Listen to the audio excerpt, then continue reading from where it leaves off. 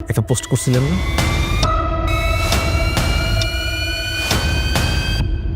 পোস্টটা কিন্তু ভাইরাল হয়েছে। অবশেষে আসলো বহুল প্রতীক্ষিত ভিন্নধর্মী এক নির্মাণ, মাবরুর রশিদ বাহান্ন নির্মিত শর্ট ফিল্ম নাস্তা, যে কাজটি দেখার জন্য অপেক্ষায় ছিল অনেকেই।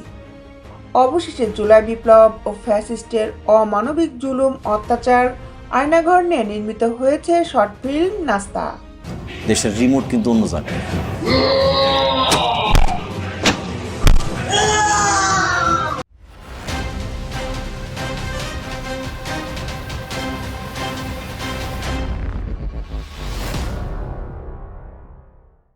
বিস্তারিত নিয়ে আপনাদের সাথে আছি আমি শামিমা সুলতানা।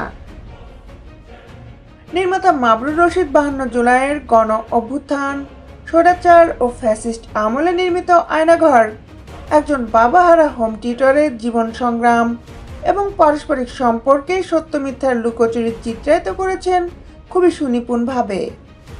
যেখানে এত সব শক্তিমান খ্যাতিমান নির্মাতারা এখনো বিগত 17 বছরের ঘোর কেটে বের হতে পারে নাই।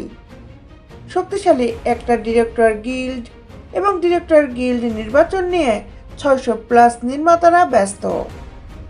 নির্বাচনের ক্ষমতা শক্তি দেখাতে ব্যস্ত। বিগত 17 বছরের চিত্র, জুলাই আন্দোলনের চিত্র তুলে ধরার সাহস তাদের এখনো হয় না। বিগত সরকারের আমলে ফেসবুক পোস্টের কারণে হাজার হাজার ছাত্র জনতা গুম, খুন ও নির্যাতনের শিকার হয়। সে প্রতিটা ছাত্র জনতার রিপ্রেজেন্টেটিভ হিসাবে জুলাইয়ের আরেক সাহসী সন্তান অভিনেতা আরশ খান ছিলেন অনবদ্য, যিনি চরিত্রটাকে ধারণ করেছেন এবং সুন্দরভাবে ফুটিয়ে তুলেছেন। ইন্টারোগেশন সেলে তার এক্সপ্রেশন ছিল চোখে পড়ার মতো। শর্ট ফিল্মে যা দেখানো হয়েছে তার সামান্য একটা অংশ।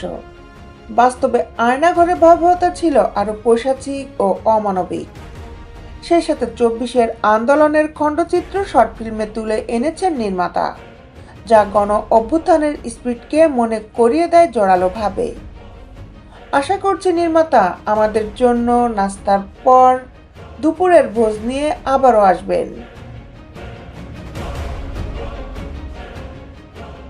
দেশ বিদেশের আপডেট নিউজ পেতে আমাদের সাথেই থাকুন।